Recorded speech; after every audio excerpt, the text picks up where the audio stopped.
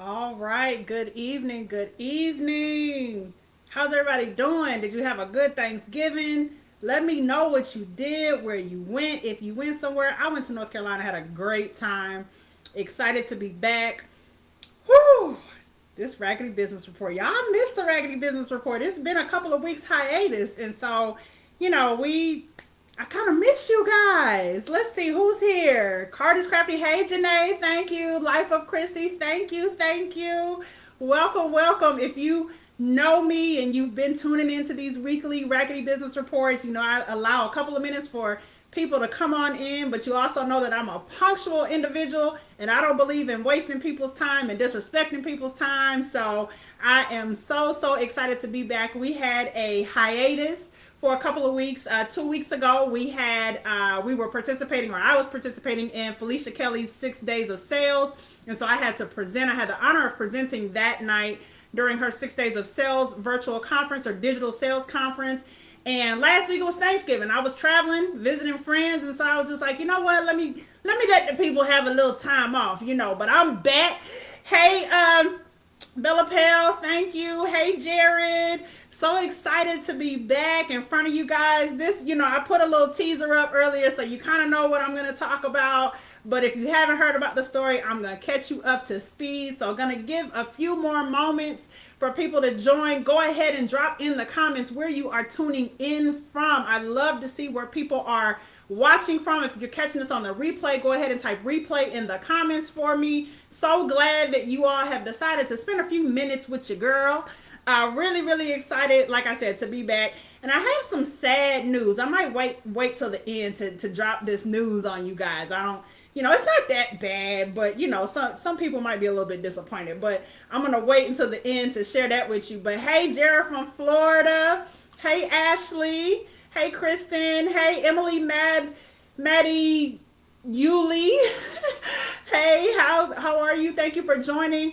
So excited. All right, so I've done my customary 2 minutes, and y'all know I always get going at the 2 minute mark. So welcome. For those who are new to me or unfamiliar with me, my name is Candace Washington, also known as the Client Curator, and that is because I help CEOs scale their companies from 6 to 7 figures. And the way that we do that is by improving their client retention and increasing retention and improving their client experience. And so it's one thing to be able to grow and scale your business, but if you can't sustainably scale your business, then what good is it, right? You don't want to be going from 40,000 in revenue one month to 100 in revenue the next, and then back down to 25,000. There's no sustainability in that. So I work with CEOs to help them sustainably scale. And so that is what I do. That is my jam. So excited to be here with you tonight for the Raggedy Business Report. So for those, if it is your first time, go ahead and let me know. Say me in the comments. Let me know it's your first time. If you're unfamiliar, the Raggedy Business Report, it's a little tea. It's a little fun, a little storytelling. I share some raggedy business practice stories. And what the purpose is not just to talk about raggedy business practices, because that's what we do. We talk about raggedy business practices, right?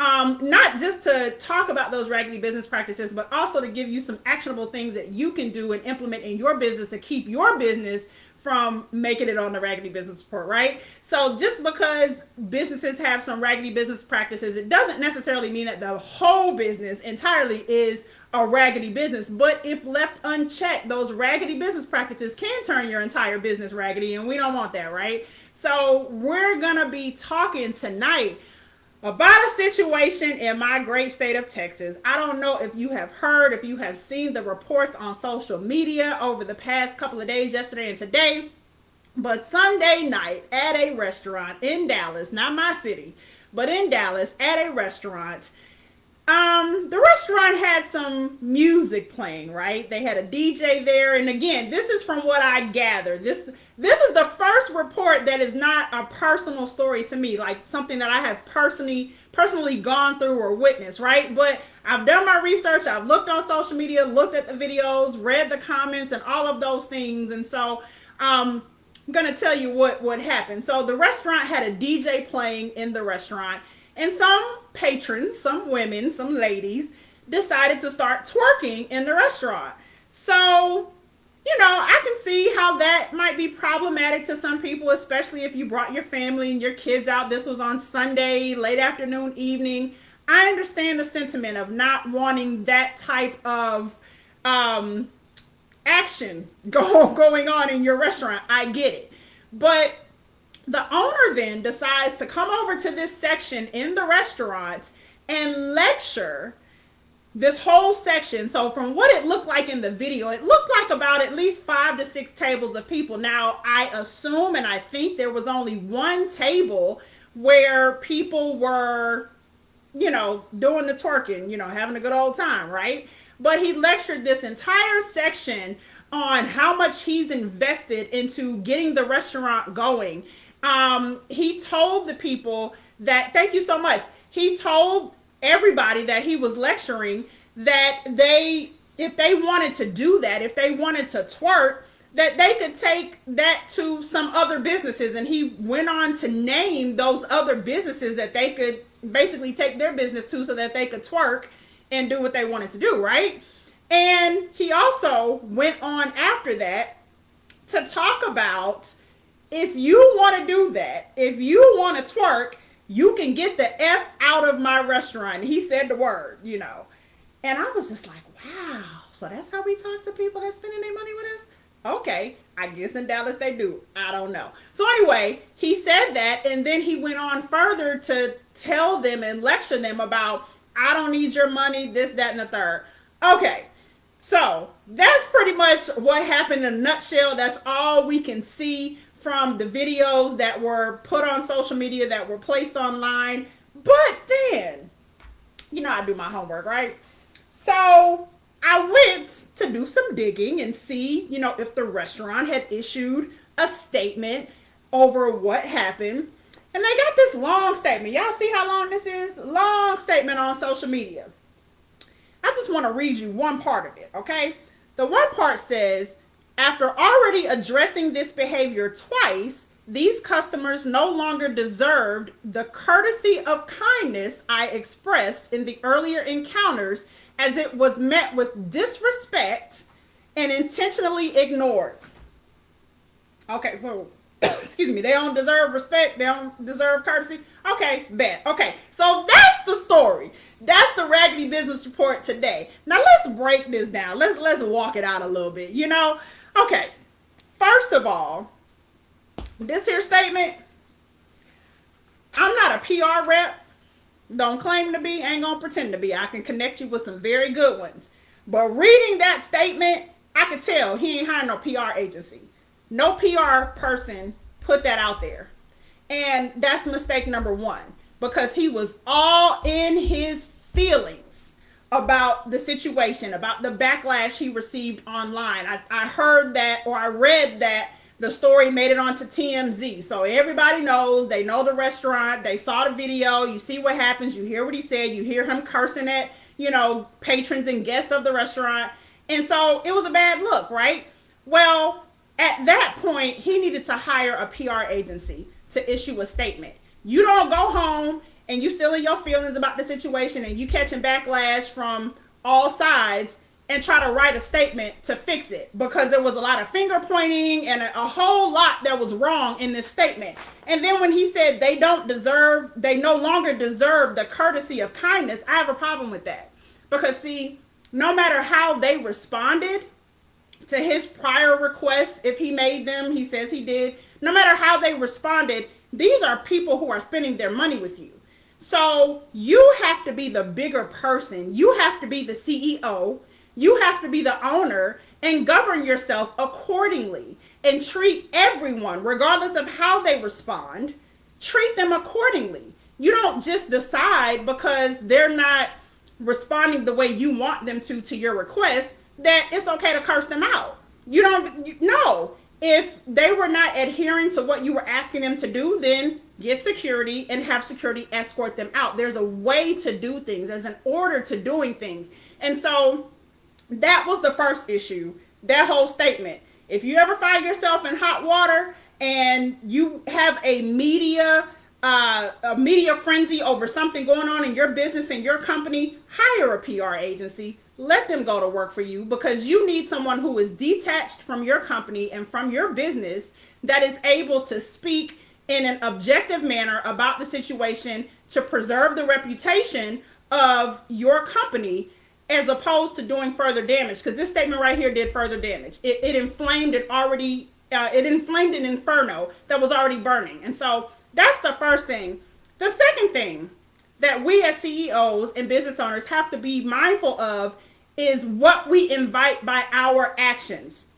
Now, if you remember back when I started the story, he had a DJ in the restaurant playing. So if you don't want people twerking or dancing in a certain way, then maybe there shouldn't be twerking music being played. I'm just saying, don't blame the messenger. Don't sue the messenger. I'm not saying that those ladies were right.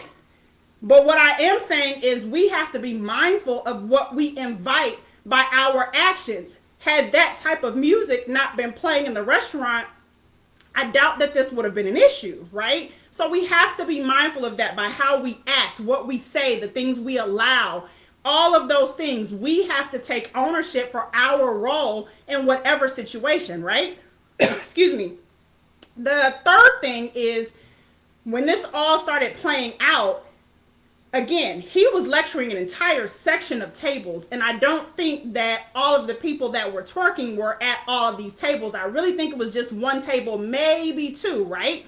So then, if you wanted to lecture somebody, even though I think that's not a good idea anyway, like they all grown, but anyway, if you felt the need to lecture somebody, you asked to speak to them in private. You don't publicly humiliate people and berate people and try to put people in their place, especially adults. Like, because my perspective, the way I'm set up, if you want to come and talk to me like that, we got issues, right? Because I'm grown. And not only am I grown, you're not going to talk to me like a little child. You're not going to lecture me about how much money you invested. I don't care how much money you invested to get this restaurant going. That's what people do when they're building businesses. They invest money. So I'm really not trying to hear about that. Not only that, but I'm spending my money with you. So I'm not trying to be lectured about your investments and what you're doing for the community. That really ain't none of my, I don't care. So if you feel the need to do that, then move it offline, move it to the side, speak to those people in private. Do not address them in public and humiliate or attempt to humiliate people because they're doing something that you don't agree with or you don't allow or whatever the case may be, right? Don't do that. And so the fourth thing is to be mindful of your words. Words are so important. I was having this conversation earlier. People don't understand the power of their words. Words are critical, right? And so we need to be mindful of the words that we use, the things that we say. Because one of the things he said was, I don't need your money. That's legit what he said. Like, if you watch the clip, he legit said, I don't need your money. Well, bruh, yeah, you kind of do.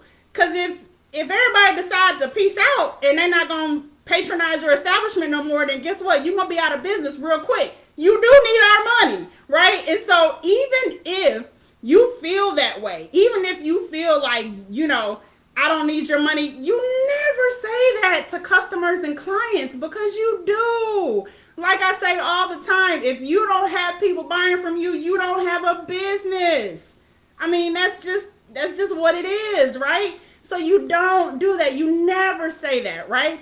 So that is the Raggedy Business Report this week. Let me go through the points again so that you can remember them if you miss some of them. The first thing is, if you ever find yourself in a situation where you're getting a lot of publicity for something that went bad or went sour, hire a PR firm or a PR agency to handle whatever statements are put out from your company, because if you don't, you can do a whole lot more damage trying to fix it yourself. You're not equipped for that. That's not your area of expertise, right? And so I'm a big advocate of hiring the people that we need in our companies for the expertise that we lack. There's nothing wrong with lacking expertise. None of us know how to do everything. So you need to hire for the expertise that you don't have. So that's the first thing. Hire a PR agency or a PR firm.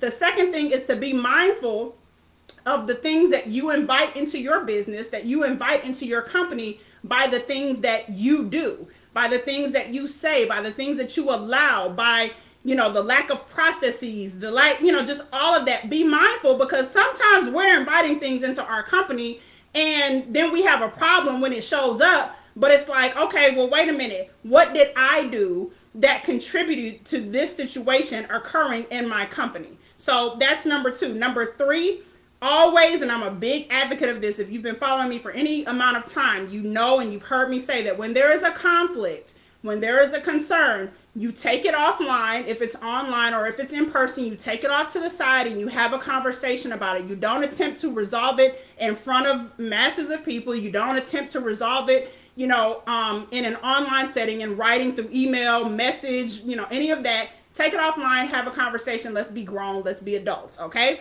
And number 4, be mindful of your words, because they can come back to hurt you and harm you.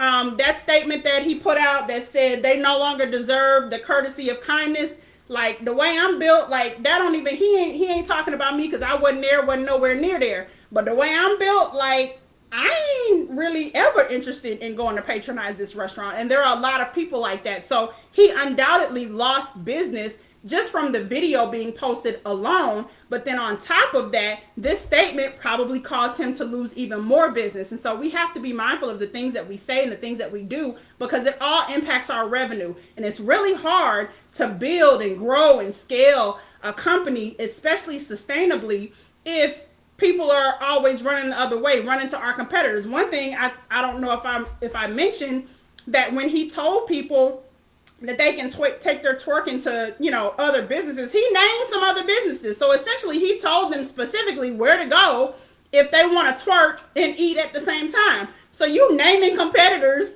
while you're trying to lecture people, it was just bad all the way around. So anyway, I hope you enjoyed this Raggedy Business Report. Let me see what kind of comments we got up here. Oh, Lord, y'all been talking on Facebook. Let me see what we got.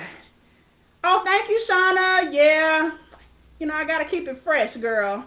Yeah, it was on the Shade Room, Felicia. Yes, it was on the Shade Room, too. So it's all over the place. I mean, you can't get away from it. So, if you want to go get, if you want to see it firsthand, just look it up on social media. You'll find it. You can even Google it, I think is what I did earlier today. I mean, it's everywhere. You're not going to have a hard time finding it. Yes, Jared, very raggedy.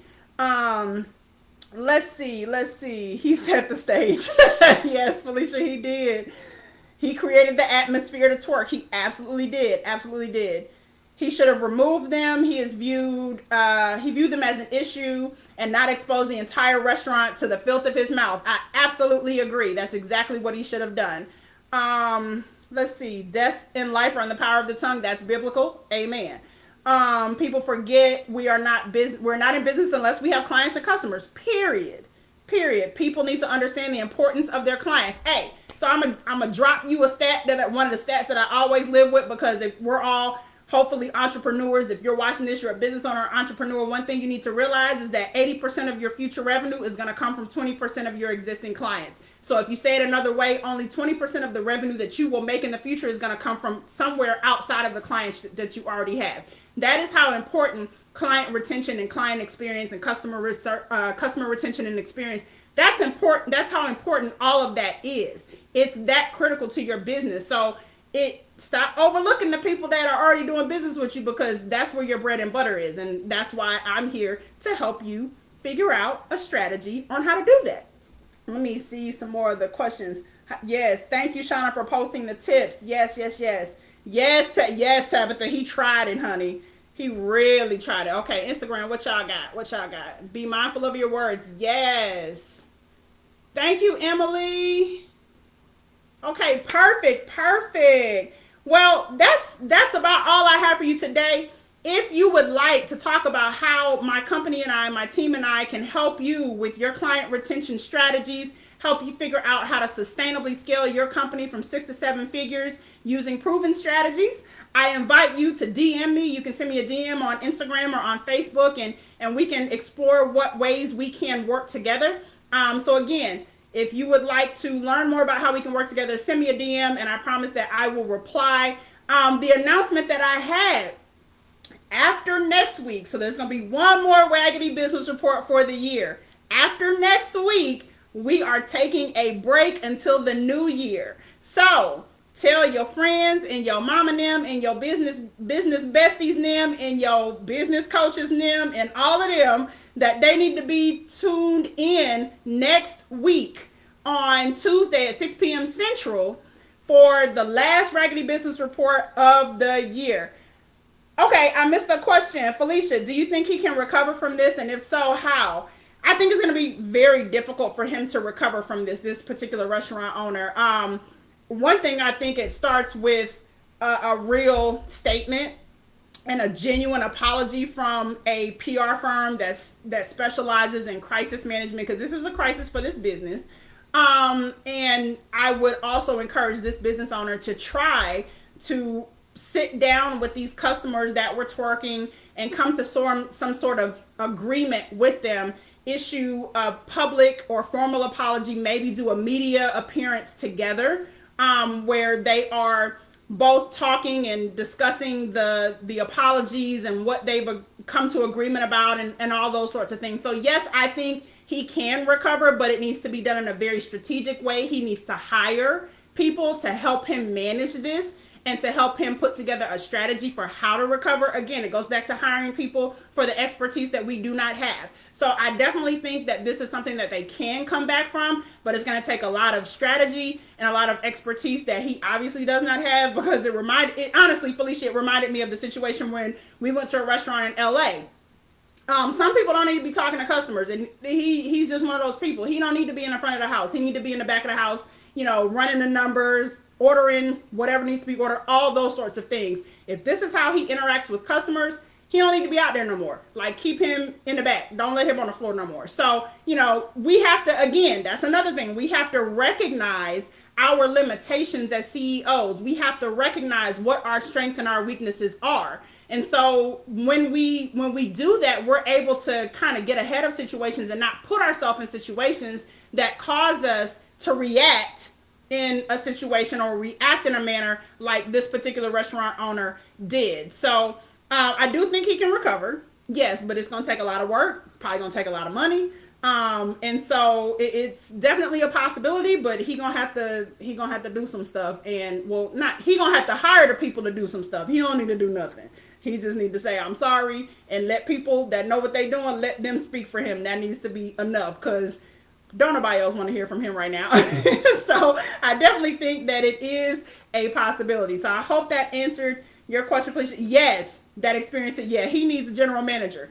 And the thing, but to that, Felicia, I say he probably does have a general manager, because that restaurant we went to, they kind of had a house manager. I don't know if he was a general manager, but what a lot of times, and Felicia, you talk about this often, a lot of times we as CEOs and as business owners have trouble yielding to people because of their position, because they're beneath us. And I don't subscribe to that. We need to know when to yield. We need to know when something is outside of our lane and when we need to yield to someone who has the strengths and the expertise and all of the things that we lack in certain areas, so that our company can operate efficiently and successfully and continue to grow and grow sustainably. You have to know when to yield. And that's a problem with a lot of people, because they want to be the boss and they want to, all of this that you hear. Being a boss is serious. Like, it's not just something that you get a little nameplate and stick it on your desk and say, oh, I'm a boss. No, like, being a boss, a real boss, there's a lot that comes with that, right? And one of those things is knowing when to yield and being willing to yield to people that have expertise that we don't, and people who have strong suits that we don't. So that is one of the other things I will leave you with. Yes, we have to let people do their job, period. We can't be hiring people and then looking over their back the whole time and not letting them do what you hired them to do, because then why did you hire them? Why are you paying them? So all of that. I hope y'all enjoyed this Raggedy Business Report. Again, if you would like to learn more about how we can work together, go ahead and shoot me a DM on Instagram or Facebook. I appreciate you tuning in. Be sure to join me here next Tuesday. Why was I about to say Saturday? I don't know. Next Tuesday, same time, same place, 6 p.m. Central. I will see you here, and then we're off until the new year. So please, please tell all your folks that this is where they need to be. As I always say, have a wonderful night. Be blessed and remember to treat people well. Good night, y'all.